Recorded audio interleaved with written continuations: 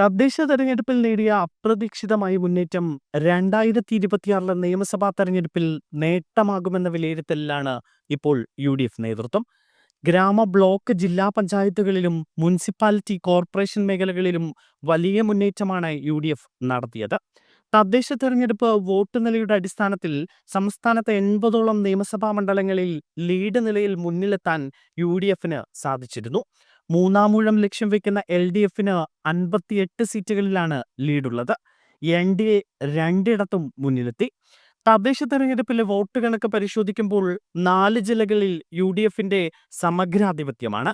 വയനാട്, മലപ്പുറം, പത്തനംതിട്ട, എറണാകുളം ജില്ലകളിലാണ് യു.ഡി.എഫിന് സമഗ്രാധിപത്യമുള്ളത്. 2021 നിയമസഭാ തെരഞ്ഞെടുപ്പിൽ വയനാട്ടിൽ മാനന്തവാടി മണ്ഡലത്തിൽ എൽ.ഡി.എഫ് വിജയിച്ചപ്പോൾ മറ്റ് 2 മണ്ഡലങ്ങളിലും യു.ഡി.എഫിനായിരുന്നു വിജയം. മലപ്പുറത്ത് ആകെയുള്ള 16 നിയമസഭാ മണ്ഡലങ്ങളിൽ 2021 12ഇടത്ത് യു.ഡി.എഫും 4ഇടത്ത് എൽ.ഡി.എഫുമായിരുന്നു വിജയിച്ചത്. പി.വി. അൻവർ രാജിവെച്ചതിനെ തുടർന്ന് നിലമ്പൂരിൽ പിന്നീട് നടന്ന ഉപതെരഞ്ഞെടുപ്പിൽ യു.ഡി.എഫ് വിജയിച്ചിരുന്നു. കഴിഞ്ഞ നിയമസഭാ തെരഞ്ഞെടുപ്പിൽ 14 മണ്ഡലങ്ങളുള്ള എറണാകുളം ജില്ലയിൽ 10ഇടത്ത് യു.ഡി.എഫിനും 4ഇടത്ത് എൽ.ഡി.എഫിനുമായിരുന്നു വിജയം. എന്തായാലും തദ്ദേശ തെരഞ്ഞെടുപ്പിലെ ഈ മഹാവിജയം യു.ഡി.എഫിന് നിയമസഭാ തെരഞ്ഞെടുപ്പിന് പോകാനുള്ള കരുത്താണ്. ചിട്ടയായ പ്രവർത്തനങ്ങളോടെ നിയമസഭാ തെരഞ്ഞെടുപ്പിനെ നേരിടുകയാണെങ്കിൽ വൻ വിജയം നേടാമെന്ന കണക്കുകൂട്ടലിലാണ് നേതാക്കളുള്ളത്.